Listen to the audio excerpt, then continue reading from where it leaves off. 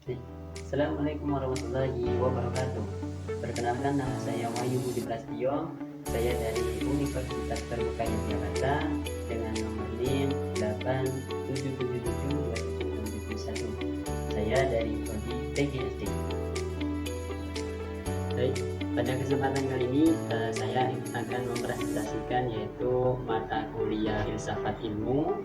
Di sini ada beberapa pertanyaan. Kita mulai dari yang pertama, yaitu makna pilar dalam konteks pendidikan sebagai dasar atau tiang penguat sistem pendidikan.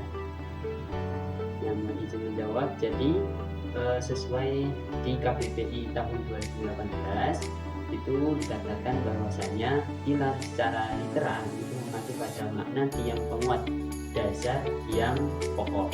Nah, itu di KBBI tahun 2018. Lalu pilar dimaknai sebagai penumpang atau penyangga. Pilar merupakan penumpang atau penyangga pembangunan pendidikan dan pengikat sistem pendidikan. Nah, itu jadi makna dari pilar dalam konteks pendidikan. Oke, lanjut ke pertanyaan berikutnya, yaitu prinsip dasar pendidikan menurut Ki Hajar Dewantara dalam kurung ing ngarsa sungtulodo ing madya mangunkarsa tuturi handayani. Nah, kita bahas satu persatu apa itu tuturi handayani, terus ing ngarsa sungtulodo, lalu ing madya mangunkarsa yang digagas oleh RMP Sastrokarto. Nah, kita bahas dulu tuturi handayani. Tuturi handayani itu mengacu pada makna bahwa pendidikan seharusnya selalu memberi dorongan dari belakang kepada anak-anak didiknya agar mereka dapat belajar secara mandiri. Itu pengertian dari tuturi atau istilah dari tuturi handayani.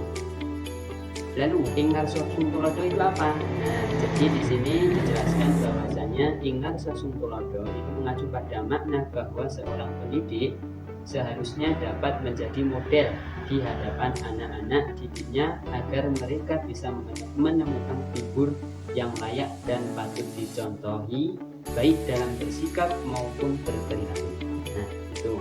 Lalu ing madya mangunkarsa itu apa? Nah, ing madya mangunkarsa itu mengacu pada makna bahwa seorang pendidik seharusnya dapat menjadi pendukung dan pemberi semangat di tengah-tengah anak-anak didiknya agar mereka senantiasa menjadi peserta didik yang percaya diri dan bersemangat dalam melalui proses pendidikan.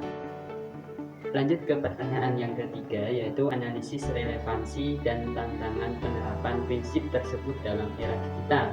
Misalnya dalam pembelajaran daring, literasi digital agar peserta didik dan peran guru. Mohon izin menjawab. Jadi belajar tentu melibatkan beberapa hal penting seperti referensi atau bisa disebut sebagai rasa suka, minat, motivasi, motif, kognitif atau sikap, dan perilaku. Nah, jadi belajar bertujuan untuk memahami kemampuan yang ada pada diri kita dan orang lain, melengkapi diri dan orang lain dengan keterampilan memberi kebutuhan bagi diri dan orang lain. Dengan adanya prinsip manajemen pendidikan yang aktif, itu tentu dapat memimpin pemikiran dan tindakan pada isu-isu yang terikat dengan tanggung jawab bersama dan berkelanjutan. Lalu pertanyaan yang terakhir, yang keempat, yaitu refleksi singkat tentang bagaimana pilar tersebut dapat menjawab persoalan pendidikan nasional saat ini.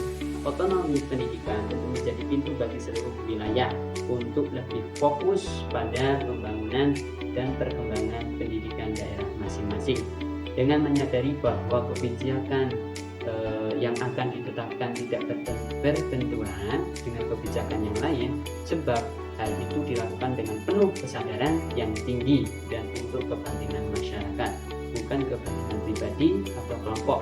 Dengan kesadaran yang tinggi, maka kita juga dapat menyadari bahwa penerus cita-cita luhur bangsa ini terletak pada generasi berikutnya, yaitu anak-anak sekarang ini.